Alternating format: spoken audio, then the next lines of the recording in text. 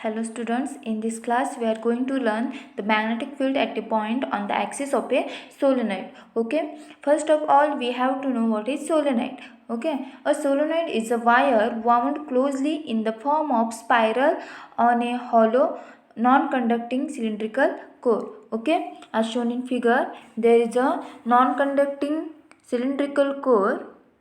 Okay, and the wire is wounded on it. Okay, this is the structure of solenoid, and here's the magnetic field of lines going from N pole to S pole. Okay, the wire is coated with the insulating material so that they remains electrically insulated. Although the adjacent turns physically touch each other, the length of the solenoid is large as compared to the radius. Okay, this is about the solenoid. Then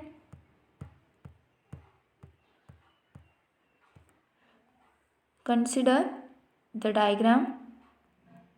Okay, in this diagram consider a solenoid Mn of length L. Here the solenoid is Mn having the length L. Total length of the solenoid is L. Then the current and having n number of turns per unit length of the solenoid. Okay, here A is the radius of the solenoid and I be the current flowing through it. Okay, consider a point P on the axis of the solenoid. Okay, this is the axis of the solenoid O dash. Here we consider a point P. Okay, this is the point P on the axis of the solenoid O dash, at which we have to find the magnetic field. Let theta 1 and theta 2, this is the theta 1 and this is the theta 2, be the angles made by the lines joining two ends and the point P with the axis of O dash of the solenoid. Okay, what are the theta 1 and theta 2? These are the two angles made by the line joining two ends and the point P. Okay, now consider a small element of the solenoid of width dx. Here we consider a small element of the solenoid of width dx at a distance x, from a point P. Okay, this element is circular ring of radius a and number of turns is n into dx. Okay, number of turns is n into dx. Hence the magnetic field at a point P due to a element dx is given by the relation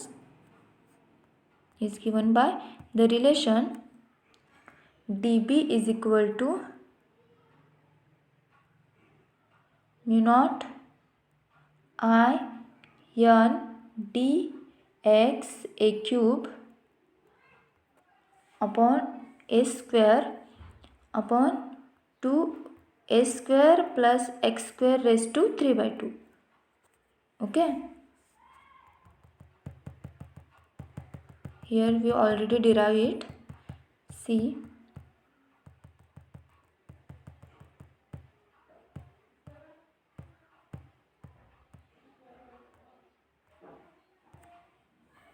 here dB is equal to mu naught I into n into dx into a square upon 2 a square plus x square raised to 3 by 2.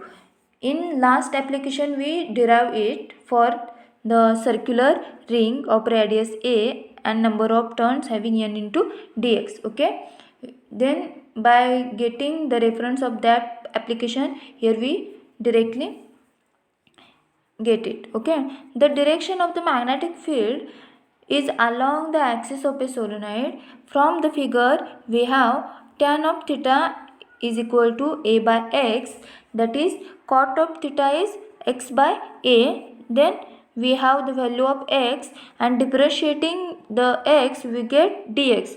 Okay, now putting the value of x and dx in equation first, we have the relation dB is equal to minus of mu naught I n a cube cosec square theta into d theta upon 2a square plus put the value of x, which is x is equal to a cot theta, and squaring a square cot square theta raised to 3 by 2. Okay, now make further modifying the equation, we get dB is equal to minus mu naught I n a cube cosec square theta d theta upon 2 a cube 1 plus cot square theta. Here